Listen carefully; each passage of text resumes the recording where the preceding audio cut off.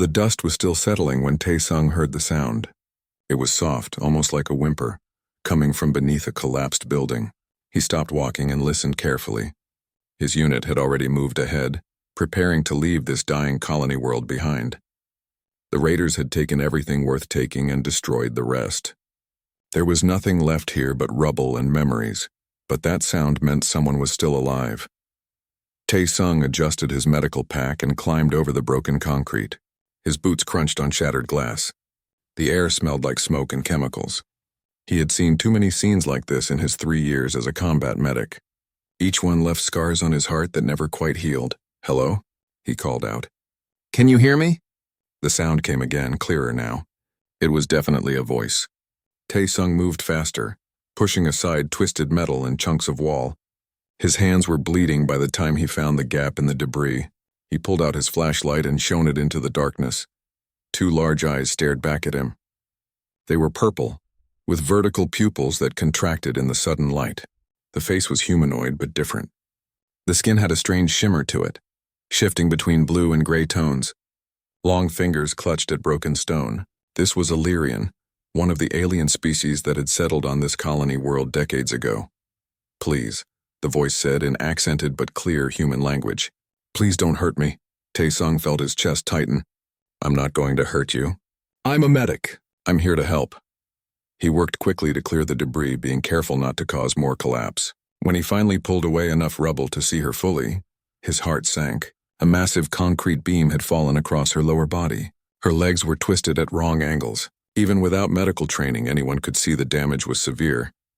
"My name is Tae-sung," he said gently, kneeling beside her. "What's your name?" "Velnara." Her skin flickered to a darker shade of blue. He would learn later that this meant fear. "I can't feel my legs. I can't move them at all." Tae-sung pulled out his scanner and ran it over her body. The readings made him wince. Her spine was damaged. Without immediate surgery and advanced medical care, she would never walk again. But he kept his face calm and professional. "I'm going to get you out of here," he said. Velnara's eyes filled with something that looked like tears, though they were thicker and silver in color. "Why? There's no point." "I can't walk. Just leave me here. It would be kinder." Tae-sung stopped what he was doing and looked at her directly. "I don't leave people behind, ever." "You don't understand." Velnara's voice broke. "In my culture, those who cannot walk, who cannot work, who cannot contribute, we are considered finished, used up. My own people would not save me. They would say it is mercy to let me go peacefully. Why would you, a human, a stranger, waste resources on someone broken?" The word broken hit Tae-sung like a punch. He sat back on his heels and was quiet for a moment. Then he reached into his pocket and pulled out a small photo. It was worn and creased from being carried everywhere. He held it where Velnara could see. "This is my sister, Jiwon," he said softly. "She was in an accident when she was 10 years old. She couldn't walk after that. She used a wheelchair for the rest of her life."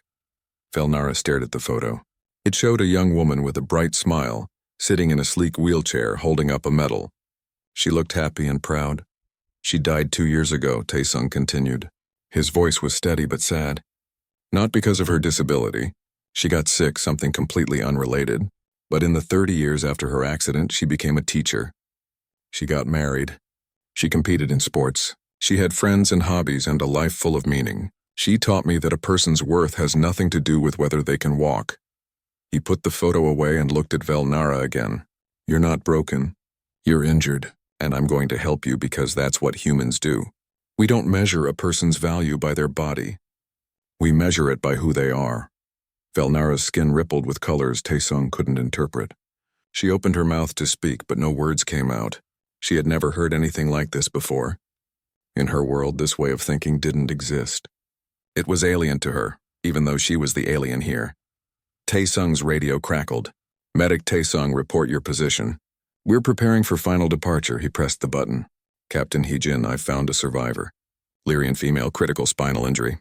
I need time to stabilize her for transport." There was a long pause. Then Hyejin's voice came back, sharp and stressed. "Tae-sung, we don't have time." The raiders could return any moment. "We need to leave now." "I can't leave her, Captain. I need 6 hours in a shuttle. I can stabilize her and bring her back myself." Another pause, longer this time.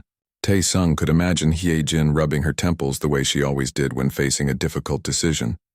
Finally, she spoke. "You have 6 hours, medic, 1 shuttle. If you're not back by then, we leave without you. Understood?" "Understood. Thank you, Captain." Tae-sung turned back to Velnara and smiled. "Looks like we have some work to do. This is going to hurt when I move the beam, but I'll give you something for the pain first." He pulled out an injection gun and carefully administered a dose of pain medication. He wasn't sure how it would affect Lyrian biology, but he adjusted the dosage to be safe. Then he set up his portable medical equipment around them. "Why are you doing this?" Velnara asked again, her voice barely a whisper. "Why risk yourself for me?" Tae-sung looked at her while he worked. "Because every life has value. Because no one deserves to die alone in the dark. Because maybe, just maybe, the universe is better when we take care of each other." He paused, then added with a small smile, "And because my little sister would kick my ass if I walked away from someone who needed help." For the first time since the building fell on her, Velnara felt something other than despair. It was small and fragile like a candle flame in a storm, but it was there, it was hope. Tae-sung worked steadily through the pain and fear, through the difficult task of lifting the beam without causing more damage, through the careful process of immobilizing her spine and preparing her for transport.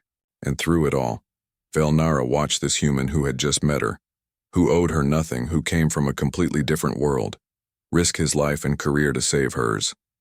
She didn't understand it yet, but she wanted to. The shuttle ride to the medical frigate was the longest hour of Velnara's life.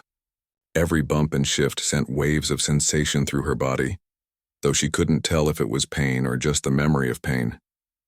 Tae-sung sat beside her the entire time, monitoring her vital signs on a portable screen. His face was focused and calm, but she could see the tension in his shoulders. "Your heart rate is elevated," Tae-sung said, not looking away from the screen. "Are you in pain or is it anxiety?" Velnara's skin flickered between gray and pale blue. "Both. I keep thinking about what comes next. Your people will examine me and realize I'm not worth the resources to fix. Then what?" Tae-sung finally looked at her. His eyes were dark brown and steady. "That's not how we work. You'll see." The shuttle docked with the frigate called New Horizon, and immediately a medical team was waiting. Tae-sung had called ahead with her condition. A woman with short black hair and sharp, intelligent eyes approached the stretcher. She wore the insignia of a senior medical officer. "I'm Dr. Bora," she said, speaking directly to Velnara, not to Tae-sung. "I'm going to take care of you. Can you tell me how you're feeling?" Velnara was surprised by the question. She had expected to be treated like cargo or a problem to solve. I'm scared. And confused. I don't understand why you're helping me." Bora's expression softened. "Because you need help and we can provide it." "That's reason enough." She turned to Tae-sung. "Good work getting her stabilized. I'll take it from here. You should report to Captain Hye-jin." Tae-sung nodded but hesitated. He looked at Velnara. "I'll come check on you later, okay? You're in good hands." As they wheeled her away, Velnara felt that small flame of hope flicker. She was entering a world she didn't understand, surrounded by aliens whose values seemed impossible to comprehend. The medical bay was unlike anything she had seen before. It was clean and bright with equipment she didn't recognize. Bora and her team worked with efficient precision, scanning every part of her body, taking samples, running tests. They spoke to each other in technical terms, but every few minutes, someone would stop and explain to Velnara what they were doing. "The damage to your spine is significant," Bora finally said, pulling up a holographic image that showed Velnara's internal structure. "You have 2 fractures here and here. The neural pathways are severely disrupted. In human terms, this would be classified as a complete spinal cord injury." Velnara felt her hope dying. "So there's nothing you can do." "I didn't say that." Bora's voice was firm. "I said the damage is significant. But we have options. Humans have been treating spinal injuries for centuries. We have therapies, technologies, and techniques that might help you regain some function. At minimum, we can ensure you're comfortable and mobile." "Mobile?" Velnara repeated the word like it was foreign. "Yes, mobile. You may not walk the way you did before, but that doesn't mean you can't move around, live independently, and do everything that matters to you." Bora pulled up another hologram, this one showing various devices. "These are mobility aids. Wheelchairs, both manual and powered. Exoskeletons, hover platforms. We'll find what works best for your physiology." Velnara stared at the images. In her culture, none of this existed. If you couldn't walk, you simply stopped. But here were dozens of solutions, each one designed to help someone live despite their injury. I don't understand your people, Velnara whispered. This must cost enormous resources. Why spend it on someone who can't contribute? Bora sat down beside the medical bed. You keep saying you can't contribute. But that's not true. Can you think? Yes, of course. Can you speak, communicate ideas? Yes. Do you have knowledge, skills, things you learned before your injury? Velnara nodded slowly. I was a xenobiologist. I studied cross-species ecological interactions. Bora smiled. Then you can still contribute all of that. Your legs don't do your thinking. Your spine doesn't hold your knowledge. You're the same person you were before the building fell. You just need different tools to move around. The concept was so alien that Velnara's mind struggled to accept it. Her whole life she had been taught that physical capability determined worth. But these humans seemed to believe something entirely different. Over the next few days, Velnara remained in the medical bay while Bora and her team studied her physiology and planned treatment options. During that time, she saw things that challenged everything she knew. In the bed across from her was a human man named Kyung-soo. He was a soldier who had lost both legs in combat. But every day, he would attach sleek prosthetic legs and walk around the medical bay joking with the staff and helping other patients. He moved so naturally that sometimes Velnara forgot he was using artificial limbs. One day, Kyung-soo rolled over in a wheelchair. He had chosen not to wear his prosthetics that morning. You're the Lyrian everyone's talking about, he said cheerfully. I heard you're having a hard time understanding why we're helping you. Velnara's skin flushed purple with embarrassment. I mean, no offense. It's very different from my culture. No offense taken. Kyung-soo grinned. Look, I get it. When I first lost my legs, I thought my life was over. I was a soldier. I defined myself by what my body could do. But you know what I learned? I was wrong. I'm still a soldier. I still train new recruits. I still serve my unit. I just do it differently now. But don't people treat you as lesser? Velnara asked. Kyung-soo laughed. Some people are idiots, sure. But most people see me for who I am, not what I'm missing. And the ones who can't handle it? That's their problem, not mine. His confidence was staggering. Velnara had never met anyone who faced such a significant disability with such certainty of their own worth. Tai-sung visited her every day during his off-duty hours. Sometimes he just sat with her quietly. Other times they talked about their different worlds and cultures. He told her more about his sister Jiwon, about how she had refused to let her wheelchair define her life. He showed Velnara videos of human athletes in wheelchairs competing in races and sports. He explained about accessibility laws, about how human society tried to make sure everyone could participate. It's not perfect, Tae-sung admitted. We still have a long way to go. But we try. We believe that society should adapt to people, not the other way around. Velnara absorbed all of this like someone dying of thirst. Each new piece of information, each example of humans living full lives with disabilities, watered that small seed of hope inside her. One evening, Bora came to her with a tablet displaying several treatment options. We've analyzed your biology thoroughly, Bora said. I'm going to be honest with you. This is difficult. Lyrian neural tissue is different from human tissue, but we think we can help. The question is, how much do you want us to try? She explained 3 options. The first was conservative, pain management, physical therapy, and mobility aids. The second was moderate, nerve stimulation therapy combined with assistive devices.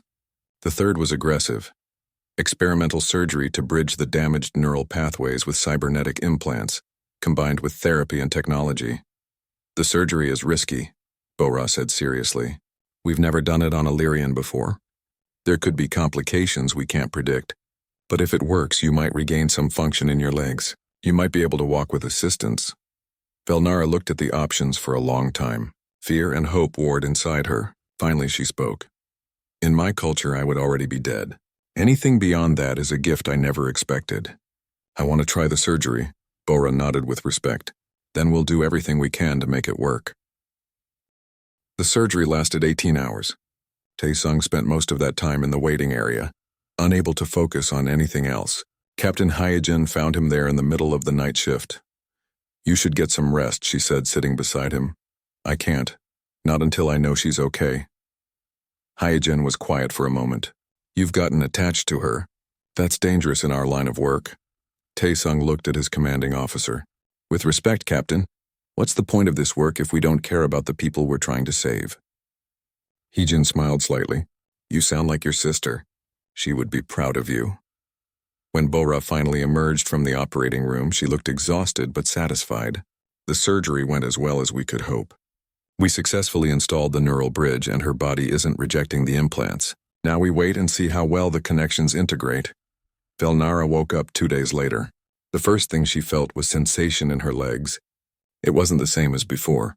It was strange, almost electric, with patches of numbness and areas of hypersensitivity, but it was something.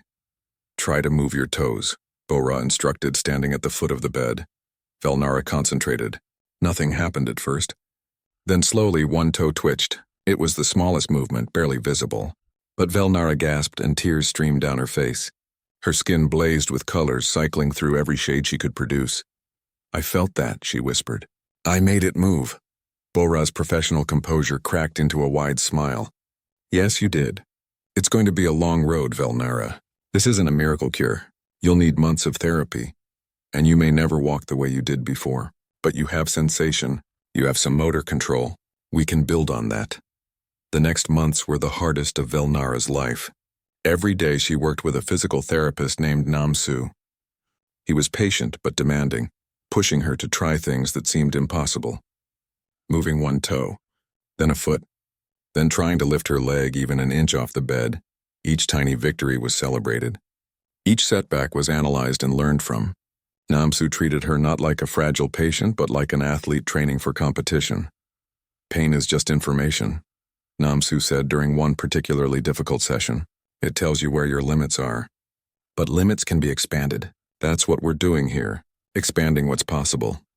Velnara also worked with occupational therapists who taught her how to do daily tasks in new ways. How to move from bed to chair, how to navigate spaces, how to use the various mobility devices available to her. The hover chair became her favorite. It was sleek and responsive, moving where she wanted with just the thought through a neural interface. With it, she could move through the station as freely as anyone else. But she also learned to use arm crutches for short distances. The first time she stood upright with them, supported by braces on her legs and the crutches under her arms, she cried. It wasn't the same as walking freely, and it exhausted her after just a few meters. But she was standing. She was upright under her own power. Kyung-soo, who had been discharged weeks ago but still visited, cheered loudly. Look at you. I told you that you'd figure it out. During her recovery, Velnara did something that surprised everyone. She asked Bora if she could continue her research work from the medical station. Bora not only agreed but helped her set up a small laboratory space. Velnara threw herself into studying cross-species medicine. Her unique perspective as a Lyrian receiving human medical treatment gave her insights that neither human nor Lyrian doctors alone possessed. She began writing papers on comparative neurology, on the challenges of adapting human medical technology to alien physiology.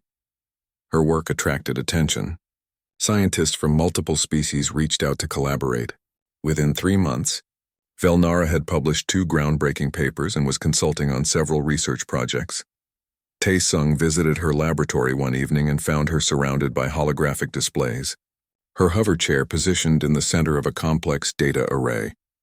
She was manipulating the displays with hand gestures, completely absorbed in her work. You look happy, he observed. Velnara's skin shifted to a warm golden color that he'd learned meant contentment. I am. For the first time since the injury, I feel like myself again. No, that's not right. I feel like a better version of myself. How so? She gestured at her research. Before, I studied how different species interacted with each other. But I didn't really understand. I saw them as separate, distinct.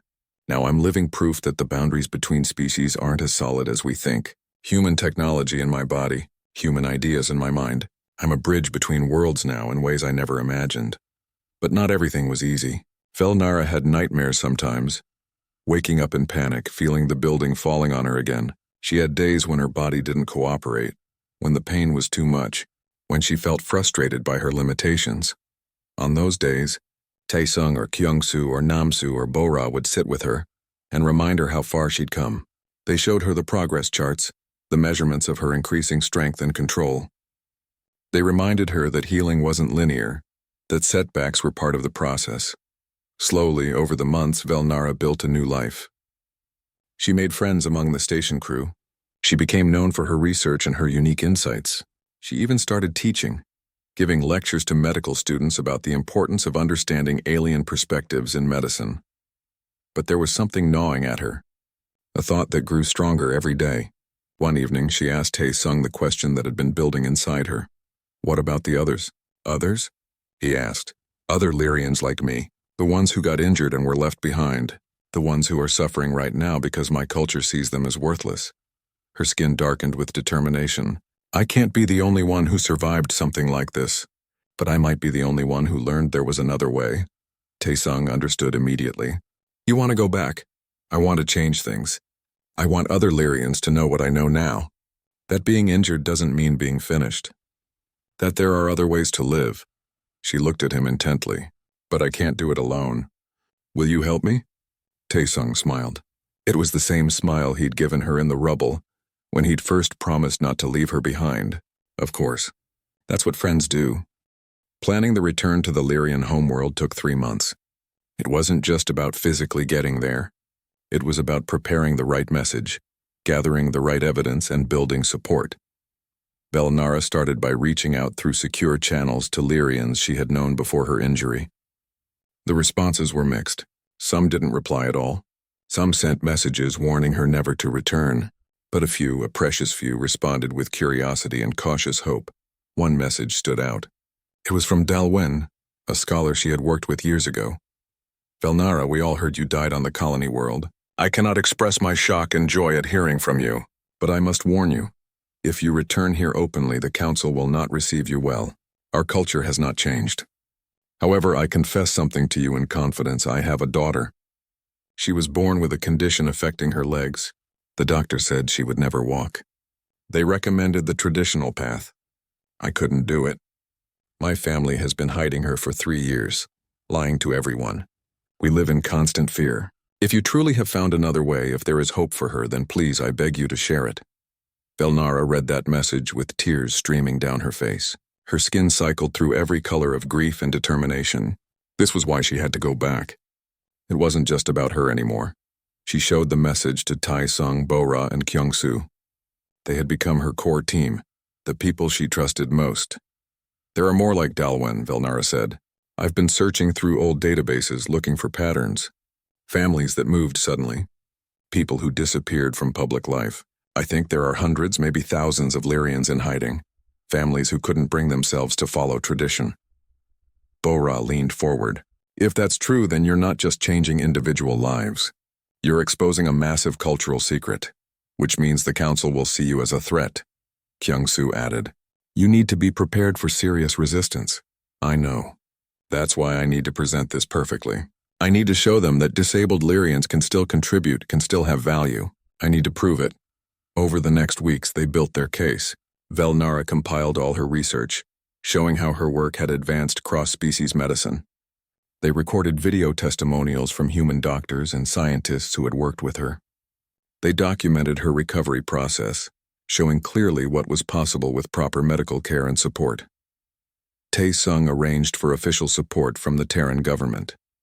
It came in the form of Captain Hae-jin herself, who volunteered to accompany them as a diplomatic representative. The Terran Council has authorized me to offer technological and medical assistance to the Lyrian people, Hae-jin explained, if they're willing to accept it. But Velnara, you understand the risk? You're not protected by any laws there. If the Council decides to reject you, we can't force them to change. I understand, but I have to try. The day before they left, Velnara recorded a message to be broadcast across Lyrian communication networks. In it, she sat in her hover chair, confident and composed. My name is Velnara, and I am speaking to you from a human space station. 6 months ago, I was injured on a colony world. My spine was damaged and I lost the ability to walk. According to our traditions, my life should have ended there. But a human medic named Tae-sung chose to save me. The humans taught me something our culture has forgotten, that a person's value is not determined by their physical capabilities. I have spent these months recovering, adapting, and discovering that I can still contribute to the world. I'm still a scientist. I am still a person of worth. And I am coming home to share this message with all Lyrians who have been told they are finished simply because their bodies don't work the way they used to. The message went out hours before their ship departed. Velnara didn't wait to see the response. She didn't want to lose her courage. The journey to Velzera Prime took 2 weeks. During that time, the message sparked intense debate across Lyrian networks. Some praised her courage. Many condemned her for rejecting tradition. The council issued a formal statement calling her return inappropriate and potentially disruptive. But Dalwyn sent another message. Hundreds of families have contacted me privately. You've given us hope. Please don't turn back now. When their ship entered Lyrian space, they were immediately hailed by orbital control. The voice was formal and cold. Human vessel, you are carrying Velnara, a Lyrian citizen. Be advised that her presence is controversial. We cannot guarantee her safety. Heejin responded calmly. We are here on a peaceful diplomatic mission. We request permission to address the council. There was a long pause. Then permission granted. But only for the council chambers. Velnara is not to appear in public spaces. They landed at the capital city's diplomatic port. Velnara looked out at her homeworld for the first time in over a year. The purple skies, the crystalline architecture, the familiar scent in the air, it all hit her with powerful nostalgia. But she also saw it differently now. She noticed the complete absence of ramps or accessibility features. She saw stairs everywhere with no alternative paths. She realized that her entire world was designed with the assumption that everyone could walk perfectly well. It's like a completely different place, she murmured. I never noticed before how hostile this environment is to anyone with mobility differences. Tae-sung stood beside her. You noticed because now you understand what to look for. That's the first step to change. They were escorted to a government building and given quarters to rest before the council hearing the next day. That night, Velnara barely slept. She rehearsed her speech over and over, knowing that this might be her only chance. Morning came too quickly. The council chambers were exactly as she remembered, a circular room with high ceilings, the council members seated in an elevated ring around the center. Traditionally, those addressing the council stood in the center. Velnara entered in her hover chair. The moment she appeared, there were gasps and murmurs. Many council members displayed skin colors showing shock, disapproval, and discomfort. High Arbiter Raindal spoke first. His skin was neutral gray, carefully controlled. Velnara, you were declared deceased after the colony world attack. Your return is unexpected, and your condition is disturbing to witness. Velnara forced herself to remain calm. High Arbiter honored council members. I stand before you. Well, I sit before you because standing is difficult for me now. But I am here to tell you that I am very much alive, and I have learned things about life and value that I believe our people need to hear. You have brought aliens with you, another council member said accusingly. You have allowed them to alter your body with their technology. You have abandoned our ways. No, Velnara said firmly. I have expanded our ways. I ask only that you listen to what I have to say. Then judge for yourselves. Rindal considered this. Finally, he nodded. Speak then. We will listen, but understand that we are not obligated to accept your views. Velnara took a deep breath. This was it. This was the moment everything could change, or nothing would change at all. She began to speak. Velnara's speech lasted 30 minutes. She spoke about her injury, about expecting to die, about Tae-sung's refusal to abandon her. She described the human medical care she received, not just the physical treatment but the psychological support. She explained how humans viewed disability not as an end, but as a difference that required adaptation. Then she presented her research. She displayed holograms of her published papers, her contributions to cross-species medicine, her ongoing scientific work. She showed testimonials from respected researchers of multiple species, all praising her insights and discoveries. I have been more scientifically productive in the past 6 months than in the previous 2 years, Velnara said. My injury did not end my ability to contribute. It changed how I contribute, but not whether I can. The council members watched in silence. Some skin colors flickered with uncertainty. Others remained rigidly neutral. Then Velnara played her final card. I have been contacted by over 200 Lyrian families. They reached out to me in secret, terrified of being discovered. Each family is hiding a disabled family member. unable to follow tradition because their love was stronger than their cultural programming. These families live in fear, but they represent something important, the knowledge deep in our hearts that our tradition is wrong. This caused an uproar. Council members shouted denials. Some demanded she provide names. Others called her a liar. Rindal raised his hand for silence. When the chamber quieted, he spoke carefully. These are serious claims, Velnara, accusing hundreds of families of violating our most sacred traditions. Can you prove this? Before Velnara could answer, the chamber doors opened. Dalwyn walked in. His skin showed the purple of terror, but his steps were steady. Behind him walked a small Lyrian child, maybe 6 years old. She wore braces on her legs and used small crutches. She walked slowly, but with obvious pride. "My name is Dalwyn," he said loudly. "I am a scholar of historical texts. And this is my daughter, Minji. She was born with a condition affecting her legs. I was told to follow tradition. I could not. For 3 years, my family has hidden her existence. We told friends and colleagues that my mate died in childbirth, that there was no child. We have lived in constant fear." He walked to the center of the chamber and stood beside Velnara's hover chair. Minji looked up at the council with wide, fearless eyes. "But when I heard Velnara's message," Dalwyn continued, "when I saw that there was another way, I knew I could not hide any longer. My daughter is brilliant. She learns faster than any child I have ever taught. She asks questions that challenge my understanding. She creates art that moves people to tears. She is valuable not despite her disability, but as herself, completely." The chamber was utterly silent now. Rindal stared at Dalwyn and Minji for a long moment. When he spoke, his voice was strained. "You understand what you have confessed to? The consequences? I understand. But I also understand that keeping silent would mean letting my daughter believe she must hide who she is. I will not do that anymore." Another door opened. Then another. More Lyrians entered the chamber. Some carried disabled family members. Others walked with assistive devices. Some showed their own hidden disabilities. One by one, they came forward and stood with Velnara and Dalwyn. An elderly Lyrian woman spoke. "I lost my hearing decades ago. I have been pretending to hear, reading lips and guessing at conversations, terrified someone would discover the truth." A young male said, "I have a condition that causes my muscles to weaken. I have been overdosing on stimulants to hide it, destroying my health to appear normal." More voices, more stories. The chamber filled with Lyrians who had been invisible, who had been hiding, who had been suffering in silence because their culture had no place for them. Rindal looked overwhelmed. His carefully controlled neutral color was breaking down, flickering between several emotions. I had no idea so many." "That's the problem," Velnara said quietly. "No one knew because we created a culture where people had to hide, where difference meant death, but it doesn't have to be that way. The humans have shown me that a society can be judged by how it treats its most vulnerable members. By that measure, we have been failing." The council argued for hours. Some members were horrified by the revelations. Others were defensive, insisting that tradition existed for good reasons. Some were angry at Velnara for disrupting the social order, but a few, a crucial few, were thoughtful. They asked questions about human methods. They wanted to know more about assistive technology, about accessibility, about how other societies manage these issues.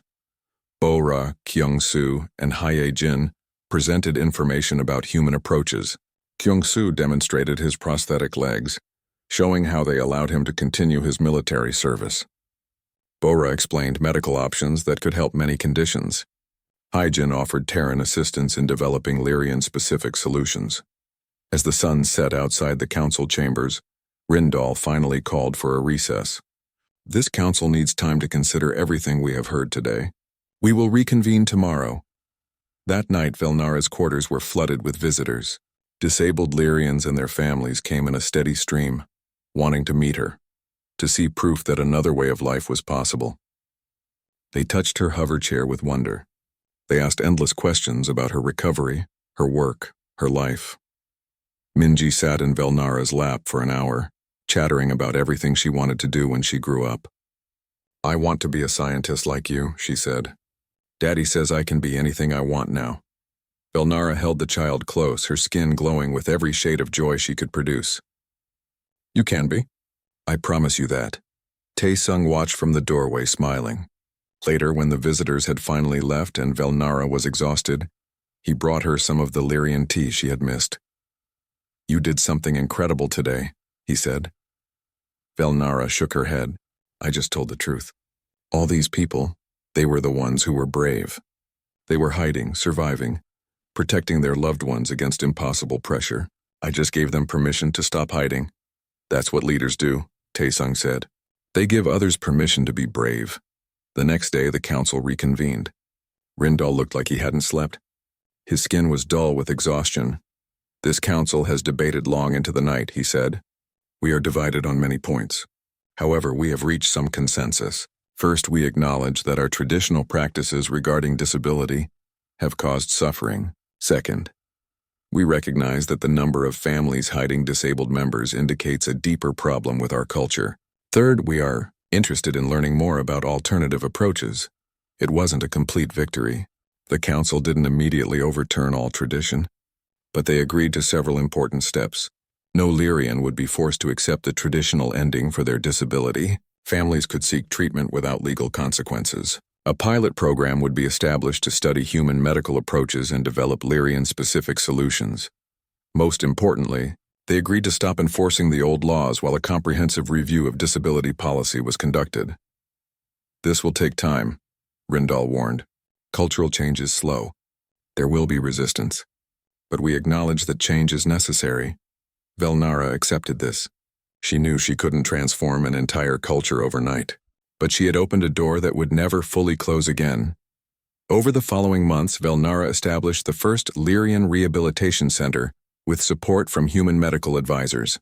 Bora stayed to train Lyrian doctors in new techniques. Kyungsoo began working with Lyrian engineers to adapt human assistive technology for Lyrian physiology. The center was controversial. Some Lyrians protested its existence, but slowly, carefully, it began to change minds.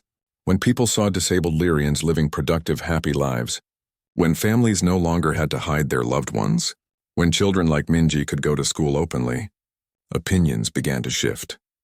Tae-sung was reassigned to the Terran Lyrian Cooperation Initiative, which meant he stayed on Velzera Prime. He and Velnara worked together daily, and their friendship deepened into something like family. "Do you ever regret it?" Velnara asked him one evening.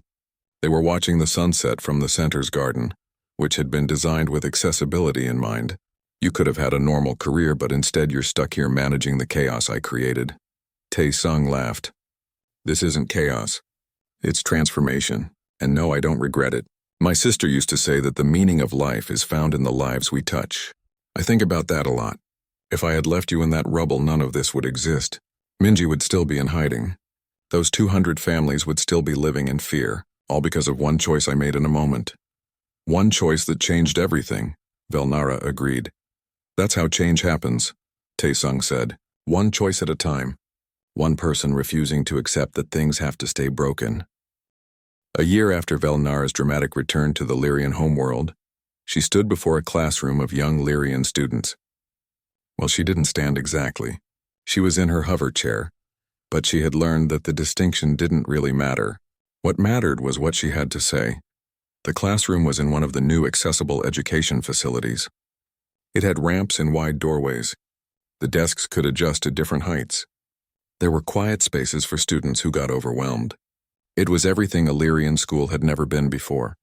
Among the students was Minji, now a confident 7-year-old who used decorated crutches that she called her adventure sticks. She sat in the front row, eager as always. "Today I want to tell you about the day I thought my life was over," Velnara began. The students leaned forward. They had all heard parts of this story, but never from her directly. She told them about the building falling, about the terror and pain, about lying in the dark certain she would die. She told them about Tae-sung finding her, about her begging him to just leave her because she believed she had no value anymore. "I told him I was broken," Velnara said. "I believed it completely. In our culture, that's what I had been taught my whole life. If your body doesn't work right, you're finished, used up. Better to end it quickly." Some of the students shifted uncomfortably. These ideas were becoming less common, but they still existed in Lyrian culture. Change was slow. But Tae-sung taught me something different. He showed me that I wasn't broken. I was injured, yes. Changed, definitely. But my value as a person had nothing to do with whether my legs worked. He showed me that humans measure a person by who they are, not what their body can do. She showed them images from her recovery, the struggle to move even a single toe, the exhausting therapy sessions, the frustration and pain, but also the victories. The first time she sat up alone. The first time she used the hover chair. The first time she stood with braces and crutches. Some of you are probably thinking, but you're still disabled. You still can't walk normally. So did the humans really fix you? Velnara smiled. And you're right. I'm still disabled. I use a hover chair most of the time. I need assistive devices. There are things I can't do the way I used to. She paused, letting that sink in. But I'm also more myself than I ever was before. I'm a better scientist because my experience gave me new perspectives. I'm a better teacher because I understand struggle. I'm a better person because I learned that strength isn't about never needing help. It's about accepting help with grace and giving help when you can. Minji raised her hand excitedly. Tell them about your research. About the awards. Velnara laughed. Her skin flickered with warm golden tones. Okay, yes. Since my injury, I've published 12 papers on cross-species medicine. I've received 3 scientific awards. I've been invited to speak at conferences across 6 different species homeworlds. I've helped develop medical protocols that have saved lives. None of that would have been possible if I had died in that rubble. None of that would have happened if Taesung had accepted the idea that I was worthless because I couldn't walk. She showed them video clips of the rehabilitation center. Disabled Lyrians learning to use new technologies. Families no longer having to hide. Children playing in accessible parks. Adults working in jobs that had been modified to accommodate their needs. This is what's possible when we stop seeing disability as an ending and start seeing it as just another way of being. Every person in these videos has something to contribute. Every single one has value. An older student raised their hand. But isn't it expensive? All this technology, all these modifications. Is it really worth the cost? It was a question Velnara had heard many times. She answered it patiently. Let me answer with another question. How much scientific knowledge did our culture lose because brilliant minds were discarded when their bodies became disabled? How much art, how much wisdom, how much potential did we throw away? When you calculate the cost, you have to include what we lost by not helping people. She pulled up economic data that Lyrian researchers had compiled. Studies show that when disabled people are supported to participate fully in society, the economic benefit outweighs the cost. We gain their labor, their creativity, their innovations, their contributions. We gain their tax payments and their economic participation. But more than that, we gain a richer, more diverse culture. The students absorbed this thoughtfully. Velnara could see their minds working, questioning assumptions they had grown up with. After the class ended, several students stayed behind to talk to her. One young female was particularly hesitant. Professor Velnara, I have to tell you something. My brother, he had an accident last year. He hurt his back. He can't walk anymore. My parents wanted to follow the old traditions, but I showed them your videos. I begged them. They agreed to try the human methods instead. He's at the rehabilitation center now. The student's skin rippled with complex emotions. I just wanted to say thank you. Because of you, my brother is still alive. He's learning to use a hover chair. He's making jokes again. He has hope. Without you, he would be gone. Velnara's throat tightened. She reached out and took the student's hand. What's your name? Hana. Hana, you saved your brother's life by being brave enough to show your parents another way. You should be proud of that. And tell your brother that I'd like to meet him. We have support groups at the center. Sometimes it helps to talk to others who understand. After Hana left, Velnara sat alone in the classroom for a while. Through the window, she could see the city of her birth. It looked different now. Ramps were being added to buildings. Hover paths were being installed alongside stairs. Public transportation was being modified. It was slow, imperfect change, but it was happening. Taesung found her there as the sun was setting. How was the class? He asked. Good, really good. These young people are growing up with such different ideas than I did. They don't automatically assume disability equals worthlessness. They question it. They think critically about why things are the way they are. Taesung sat on the edge of a desk. You did that. You gave them a different story to believe in. We did that, Velnara corrected. If you had left me that day, none of this exists. Every life that's been saved, every family that's stayed together, every disabled Lyrian who now has hope, It all traces back to your choice not to abandon me. I just did what any decent person would do. No, Velnara said firmly. You did what you believed was right, even though everyone else around you would have understood if you left me. Even though it risked your career and your life, you acted from your values, not from convenience. That's what made the difference. They sat in comfortable silence for a moment, watching the light fade. I got a message today, Velnara said, from the outer colonies. There's a Lyrian community there that's asking for help setting up their own rehabilitation center. They want me to come consult. Are you going to go?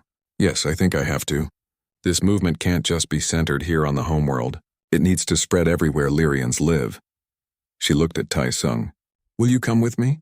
I know it's a lot to ask. You've already given up so much of your career for this. Tai Sung smiled. My sister Jiwon had a saying. She said that careers are about what you do, but callings are about who you are.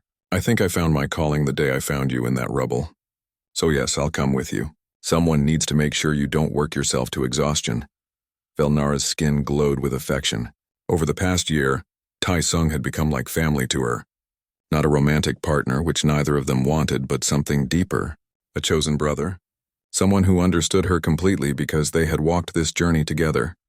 Thank you, she said quietly, for everything. For saving my life, for teaching me that I had value, for standing beside me through all of this, for being my friend. Always, Tai Sung promised. In the months that followed, Velnara and Tai Sung traveled to 3 more Lyrian colonies, helping establish rehabilitation centers and training programs. Everywhere they went, they found disabled Lyrians who had been hiding, and families desperate for alternatives to tradition. The movement grew. More Lyrian doctors trained in human medical techniques. More engineers developed accessible technologies.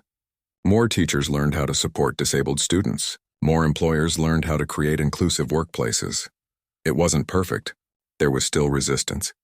Some Lyrians clung to the old ways, insisting that tradition existed for good reasons. Some disabled Lyrians still chose to end their lives rather than adapt. Some families still hid their disabled members rather than seeking help, but the tide had turned. The conversation had changed. Disability was no longer an automatic death sentence. It was becoming a part of life that could be managed, adapted to, and even embraced. Dalwen became a powerful advocate, using his position as a scholar to write extensively about the need for cultural change. Minji became a symbol of what was possible, a bright and happy child who never knew a world where her disability meant she should hide. Bora eventually returned to human space, but she left behind a network of trained Lyrian doctors who continued her work. Kyung-soo stayed, finding purpose in helping Lyrians discover the same freedom of movement he had regained through prosthetics. Captain Hyejin oversaw the formal establishment of the Terran Lyrian Medical Exchange 5. Years after Taesung pulled Velnara from the rubble, she stood before the Lyrian Council again.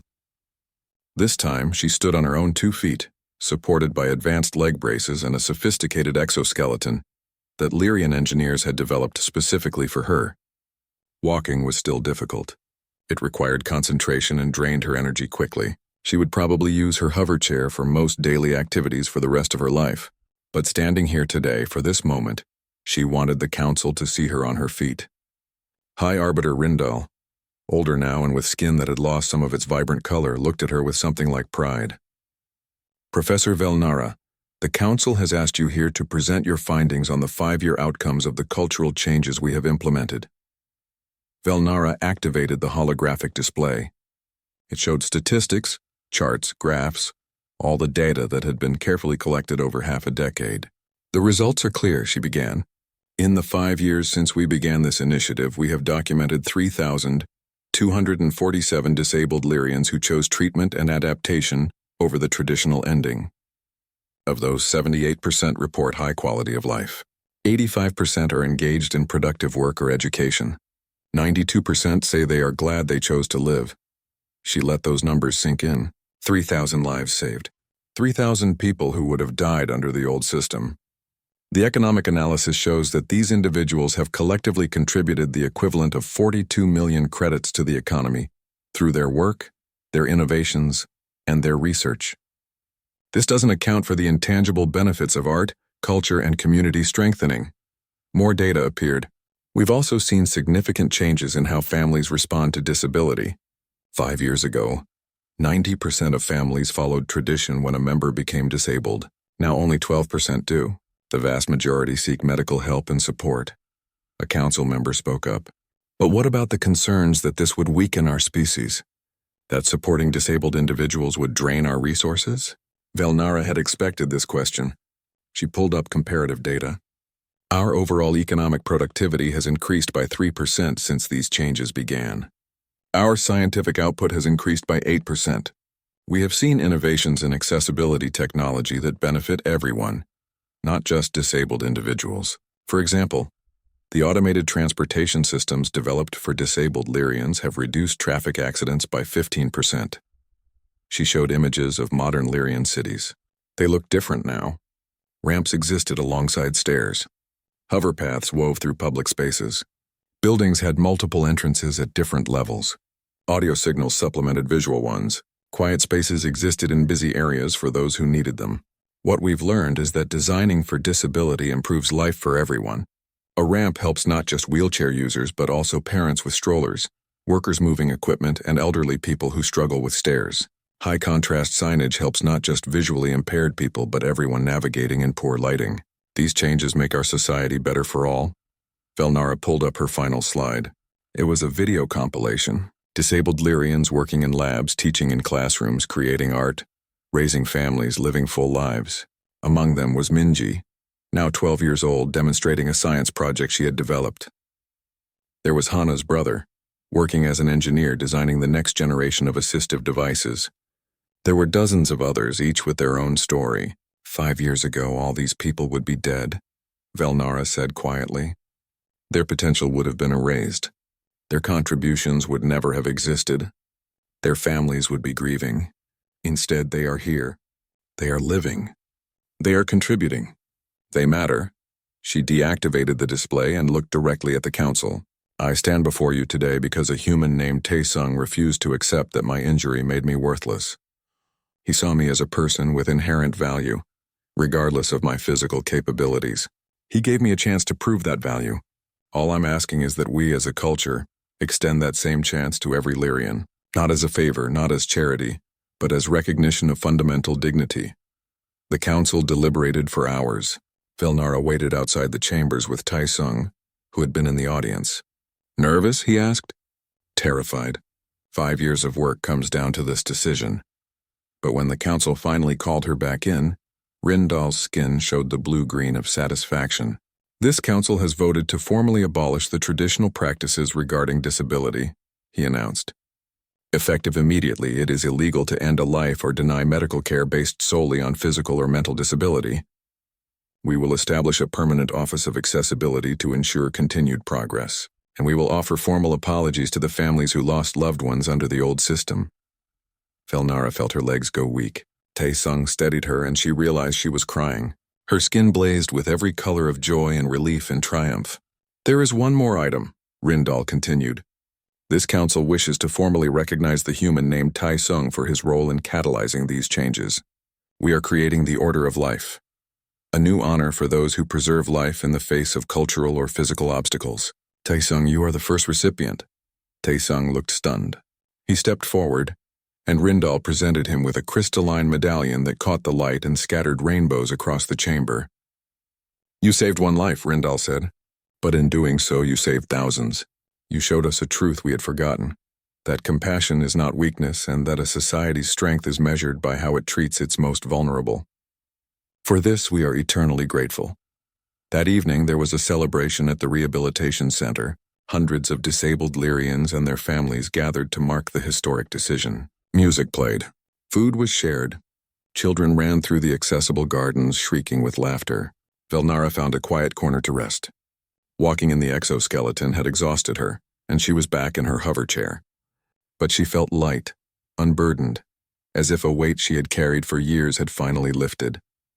Minji found her there, carrying 2 cups of sweet nectar. Professor Velnara, are you happy? Very happy, Minji. Me too. My teacher said that because of you, I can be anything I want when I grow up. She said that 5 years ago I wouldn't have been allowed to even go to school. Velnara pulled the girl into a hug. You can be anything you want. Not because of me, but because you're brilliant and determined and creative. Your disability doesn't define you. It's just part of who you are. Like your hover chair is part of who you are. Exactly like that. As the evening wore on, Velnara watched the celebration with deep satisfaction. She saw Dalwyn dancing with his daughter. She saw Lyrians using wheelchairs, crutches, prosthetics, exoskeletons, all moving freely in a space designed to include them. She saw families who no longer had to hide, who could love their disabled members openly. Taesung joined her and they sat in comfortable silence for a while, watching the joy they had helped create. "Do you remember what you asked me that first day?" Taesung said eventually. "You asked why I would risk so much for someone broken." "I remember. I can't believe I thought that way. You thought that way because it was what your culture taught you. But here's what I've learned in these 5 years. You were never broken. None of these people were ever broken. Society was broken. Culture was broken. The system was broken. And when we fixed the system, suddenly all these supposedly broken people turned out to be whole and valuable and capable." Velnara nodded slowly. "We spend so much time trying to fix disabled people. But sometimes what needs fixing is the world around them." "Exactly." They watched Minji showing off her science project to a group of adults, her crutches forgotten on a nearby chair as she gestured excitedly while sitting. Her enthusiasm was infectious, her intelligence obvious, her disability irrelevant to her worth. "She doesn't remember a time when she would have been considered worthless," Velnara observed. "To her, this is just normal. Disabled people are just people. Accessibility is just how things are built. She doesn't carry the trauma that my generation carries. That's how real change happens," Taesung said. "When the next generation grows up not even understanding why things used to be different." As the celebration continued around them, Velnara thought about the journey that had brought her here. The terror of lying in the rubble, the despair of thinking her life was over, the confusion of human compassion, the pain of rehabilitation, the courage required to return home and challenge everything her culture believed. It had been hard.